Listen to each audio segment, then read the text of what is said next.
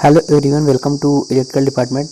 आज के सेशन में हम electrical design drawing and estimating second जो सब्जेक्ट है आपका उसका चैप्टर 8 पढ़ रहे थे। तो चैप्टर 8 का ये दूसरा लेक्चर है। इसके पहले वाले वीडियोस में हमने चैप्टर 8 जो है आपका estimation of small sub station उसको स्टार्ट किया था। उसके कुछ टॉपिक को बिल्कुल डिटेल में बता दिया था। तो आज के सेशन में हम इसका दूसरा टॉपिक है indoor types distribution sub station जो होता है उसका एस्टिमेशन किस प्रकार से किया जाता है, और ये क्वेश्चन एग्जाम के लिए भी काफ़ी इंपॉर्टेंट है। तो आज के सेशन में यही टॉपिक होगा हमारा। तो आज के सेशन को स्टार्ट करते हैं। तो अब हम आज के इस सेशन को स्टार्ट करते हैं। देखिए, चैप्टर 8 में पहला टॉपिक पढ़ा चुके हैं आपको, main equipments and accessories installed in on the sub station. इसको बता दीजिए। अब इसमें देखिए दूसरा टॉपिक जो है वो काफ़ी ज़्यादा इंपॉर्टेंट है, और तीसरा टॉपिक, ये दोनों टॉपिक काफ़ी ज़्यादा इंपॉर्टेंट है एग्जाम के लिए। क्योंकि देखिए दूसरा टॉपिक क्या है आपका, estimation of materials required for a small सब डिस्ट्रीब्यूशन सब स्टेशन। कहने का मतलब जो छोटे डिस्ट्रीब्यूशन सब स्टेशन होते हैं उनके एस्टिमेशन के लिए क्या क्या मटेरियल की रिक्वायर्ड होती है उनका लिस्ट बनाना है, और उन सब स्टेशन के बारे में डिटेल में पढ़ना है। जैसे यहाँ पर हमने सबसे पहले बताया आपको, सबसे पहले आपका टॉपिक आज का यही होगा, इंडोर जो आपका indoor type distribution sub station होता है वो क्या होता है, और इसमें कौन कौन से मटेरियल यूज होते हैं उसके बारे में पढ़ना है। इसके बाद हम देखेंगे आउटडोर टाइप, फिर देखेंगे प्लेटफार्म टाइप, और इसके बाद देखेंगे पोल माउंटेड टाइप। तो कुल मिलाकर 4 टाइप के सब स्टेशन दिए गए हैं। चारों टाइप के सब स्टेशन का एस्टिमेशन बनाना है आपको, और उसमें कौन कौन से मटेरियल यूज होते हैं उसके बारे में लिखना है। और अंतिम टॉपिक है costing of material and work of above सब स्टेशन, इसको आगे बताएंगे। देखिए, तो आपका यही टॉपिक है, estimation of required for a small sub station, मतलब कि स्मॉल सब स्टेशन के आवश्यक सामग्री का आगणन। यहाँ पर नोट्स में हमने बहुत ही इजी लैंग्वेज में कंटेंट को लिखा है और आपको बहुत अच्छे से समझा भी देंगे। देखिए, जो एक स्मॉल सब स्टेशन होता है, स्मॉल सब स्टेशन का मतलब जैसे आपका इंडोर टाइप सब स्टेशन हो गया, आउटडोर टाइप सब स्टेशन हो गया, पोल माउंटेड सब स्टेशन हो गया, ये स्मॉल सब स्टेशन के अंतर्गत आते हैं। तो जो स्मॉल सब स्टेशन होता है उसके इंस्टॉलेशन में विभिन्न प्रकार के मटेरियल की आवश्यकता होती है। यानी हम कहें जैसे अगर आप एक सब स्टेशन कहीं पर स्थापित कर रहे हैं, मतलब मान लीजिए कोई ऐसा विलेज है जहाँ पर सब स्टेशन नहीं है, इलेक्ट्रिक का सप्लाई नहीं है, वहाँ पर जब आप एक नए सब स्टेशन का स्थापना करेंगे तो वहाँ पर आपको सारे उपकरण की आवश्यकता होती है। जैसे सबसे पहले आप ज़मीन का सिलेक्शन करेंगे, जिस स्थान पर आपको सब स्टेशन को स्थापित करना होगा। उसके बाद वहाँ पर कितने ट्रांसफार्मर लगेंगे, ज़मीन के मतलब कि ज़मीन का माप क्या होगा, कितने बस बार होंगे, कितने स्विच गियर होंगे। तो इन्हीं सब ये सब मटेरियल्स होते हैं जो कि हम एक सब स्टेशन में लगाते हैं। तो जो भिन्न भिन्न प्रकार के सब स्टेशन होते हैं उसमें भिन्न भिन्न प्रकार के मटेरियल की आवश्यकता होती है, और वह यह इस पर निर्भर करता है कि सब स्टेशन जो है आपका किस स्थान पर वह किस टाइप का है। जैसे अगर बात करें हम, आपका जो टॉपिक है यही आज का, इंडोर टाइप डिस्ट्रीब्यूशन, ट्रांसफार्मर लिख दिए हैं गलती से, यहाँ सब स्टेशन होना चाहिए, ठीक है। तो जो आपका indoor type distribution sub station होता है, सबसे पहले ये जान लेते हैं कि indoor type distribution sub station होता क्या है। तो देखिए नाम से ही पता चल रहा है ये इंडोर टाइप है, मतलब कि सभी जो एक सब स्टेशन में जितने भी इक्विपमेंट लगे होते हैं वो सभी एक घर में बंद होते हैं। और ये डिस्ट्रीब्यूशन ट्रांसफार्मर है ना कि ट्रांसमिशन, तो इसमें जो सब स्टेशन में ट्रांसफार्मर का यूज़ किया जाएगा वो डिस्ट्रीब्यूशन होगा, मतलब कि इलेक्ट्रिक सप्लाई को डिस्ट्रीब्यूट करने के लिए हम इस सब स्टेशन की स्थापना करते हैं। तो इसके बारे में थोड़ा सा समझ लेते हैं। इसके बाद जो जो मटेरियल, मतलब कि एस्टिमेशन के लिए कौन कौन से मटेरियल का यूज़ होता है, कौन कौन से मटेरियल रिक्वायर्ड होते हैं उसको देखेंगे। और बेसिकली एग्जाम में क्वेश्चन किस प्रकार से आएगा वो समझ लीजिए। क्वेश्चन इस प्रकार से पूछा जाएगा आपको कि इंडोर टाइप जो सब स्टेशन है, इंडोर टाइप सब स्टेशन है, उसका एस्टिमेशन के लिए कौन कौन से मटेरियल की रिक्वायर्ड होना होता है उसके बारे में आप उसका सूची बनाइए या उसके बारे में डिटेल में लिखिए। तो यही आपको जो बता रहे हैं यही आपको लिखेंगे, आपको पूरा नंबर मिल जाएगा।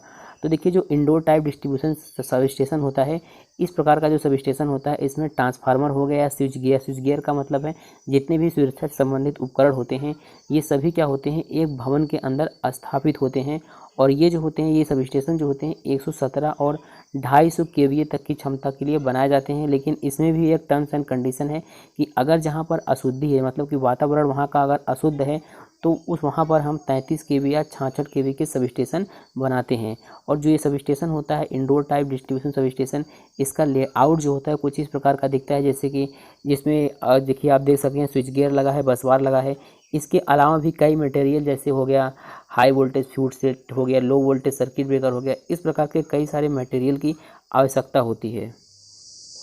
और अगर हम इंडोर सब स्टेशन को डिटेल में समझें तो जो इंडोर सब स्टेशन होता है इसको इसलिए इंस्टॉल किया जाता है ताकि देखिए इसमें एक सबसे अच्छा बेनिफिट ये होता है कि जैसे अगर खुला सब स्टेशन मतलब बाहरी जगह पर लगा, वहाँ पर आग लगने पर क्या होता है उसको मतलब आग बुझाना काफ़ी मुश्किल हो जाता है। अगर इसमें आग की संभावना है तो इसमें क्या होते हैं, आग बुझाने जो यंत्र आग बुझाते हैं उसको लगाकर हम इसमें आग लगने की संभावना को कम कर सकते हैं।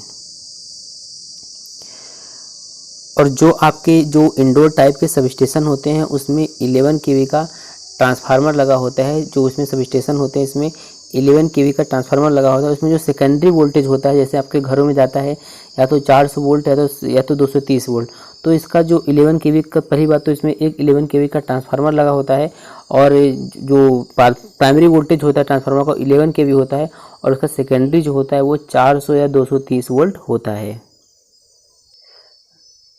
और जो आपका ये जो indoor type distribution sub station होता है इसमें क्या होता है, धारा को मापने के लिए हर फेज में क्या होता है, वोल्ट मीटर लगा होता है, वाट मीटर लगा होता है, पावर फैक्टर मीटर लगा होता है, एनर्जी मीटर लगा होता है।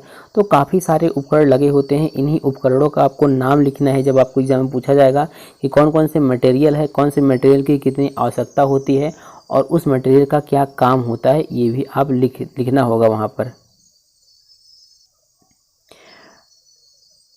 और आप लोगों को बता ही दिए हैं कि जो सब स्टेशन होता है उसमें क्या होता है, इन सब के अलावा बैटरी भी लगी होती है। जो इमरजेंसी में बैटरी लगी होती है, अग्निशमन उपकरण होते हैं, इमरजेंसी लाइट होती है। तो ये सभी मटेरियल लगते हैं एक स्मॉल सब स्टेशन के इंस्टॉलेशन में।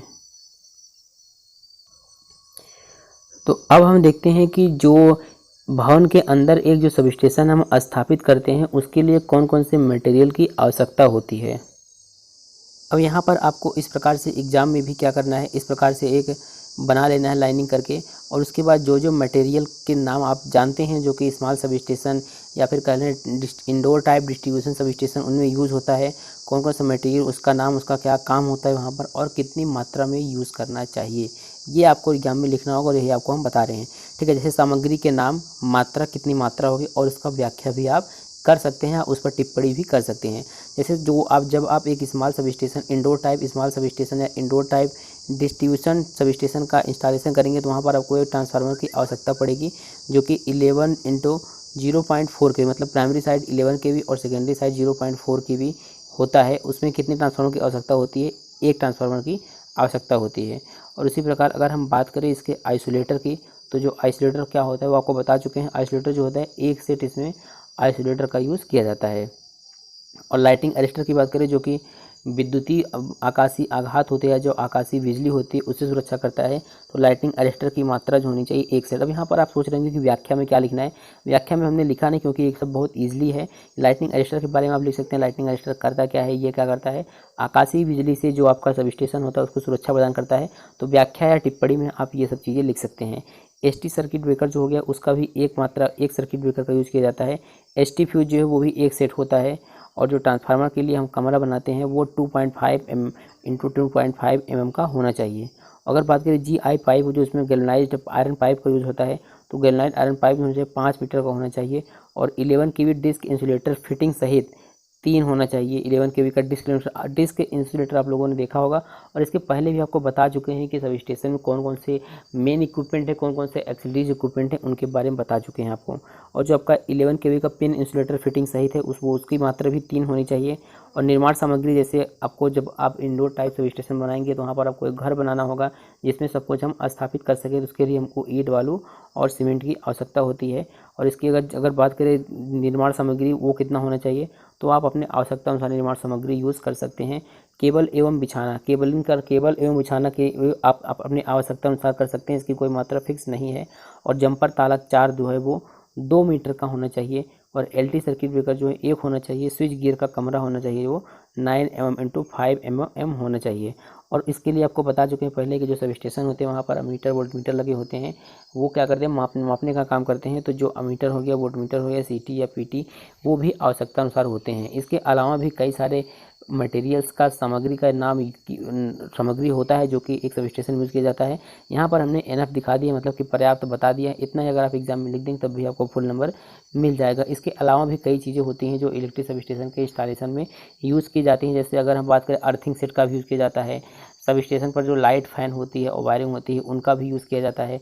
तो ये सब मटेरियल वहाँ पर रिक्वायर्ड होते हैं। तो अब इसी के साथ हम मिलते हैं नेक्स्ट वीडियो में। नेक्स्ट वीडियो में बताएंगे आपको इसी प्रकार जो आपको बताएं हम जो indoor type distribution sub station में कौन कौन से मटेरियल लगते हैं। अब बताएंगे इसके पिछले अगले वीडियो में जो पोल माउंटिंग सब स्टेशन होते हैं उसमें कितने पोल माउंटिंग सब स्टेशन होते हैं उसमें कितने मटेरियल की आवश्यकता होती है।